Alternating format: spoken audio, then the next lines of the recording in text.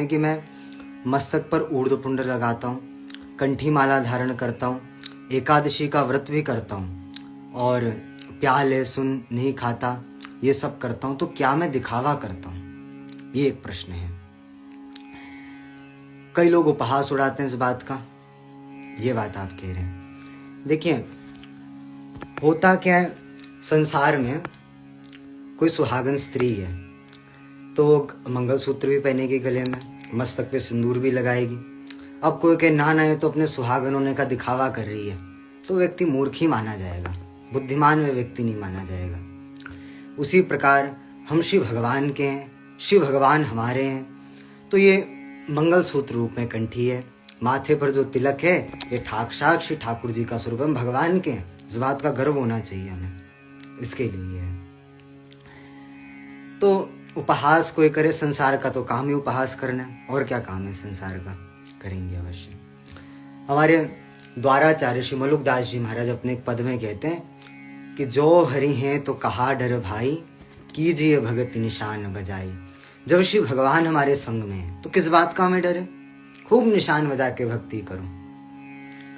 और कहते हैं मलुकदास जी इसी पद में, सबते ऊंच तिलक अरुमाला, सदा सहाय रहे गोपाला। सबसे ऊंची क्या है संसार में, कोई अस्त्र शस्त्र सबसे बड़ा नहीं होता, सबसे बड़ी है तिलक, सबसे बड़ी है कंठी तुलसी की माला, और ये जिसके पास है उसके सहायक तो श्री गोपाल होते हैं। तो इतनी जब भगवान का स्वरूप है, और मेरे पूज्य सदगुरुदेव भगवान अनंत श्री संपन्न पूज्य श्री मुलुक पीठ वाले महाराज जी के शब्द हैं, वे कहा करते हैं, हमें माता पिता गुरुजनों की निंदा करने में दुख नहीं होता, अपने माता पिता गुरुजनों को अपशब्द कहने में दुख नहीं होता, झूठ बोलने में, संसार के कार्यों में फंसे रहने में हमें दुख नहीं होता, उसमें हमें लज्जा नहीं आती उन कार्यों को करने में। पर तिलक लगाने में, कंठी पहनने में लज्जा आती है, तो हमारा दुर्भाग्य है बहुत बड़ा। गलत कार्य करने में किसी को लज्जा नहीं आ रही, वहां तो प्रसन्नता हो रही है, पर जो उत्तम कार्य उसमें लज्जा आ रही है, तो उससे बड़ा कोई दुर्भाग्य का क्षण नहीं है हमारा। इसके लिए हम हैं भगवान के, और ये बात तो सर्वविदित है संसार में। जो संसार में कंठ, जो सोना धारण करते हैं, आज तो चोर बड़े घूमते हैं, तो कोई सोना धारण करके घूमता है उसको तो चोर की दृष्टि उस पर रहती है, और जो कंठी धारण करके रहता है उस पर माखन चोर श्री कृष्ण की दृष्टि रह जाती है। श्री ठाकुर जी उसको देखते हैं अपनी दृष्टि से, हाँ ये मेरा जीव है, ये मेरा जीव है। इसलिए मैंने आरंभ में ही कहा ना, सुहागन स्त्री मंगलसूत्र धारण करती है, तिलक अपना सिंदूर धारण करती है, तो दिखावा नहीं कर रही, वो उसका कार्य है वहां पे करना। तो वैसे हम कंठी धारण करें, माला धारण करें, भगवान का तिलक है, लज्जा नहीं आनी चाहिए, हम भगवान के हैं। और संसार का काम ही क्या है, उपहास करना, जो जिसका काम होता है वही काम तो करता है। वैसे जब संसार वाले अपना काम नहीं छोड़े, हम अपना काम क्यों छोड़ दें। एक कथा आप में से कईयों को पता होगी।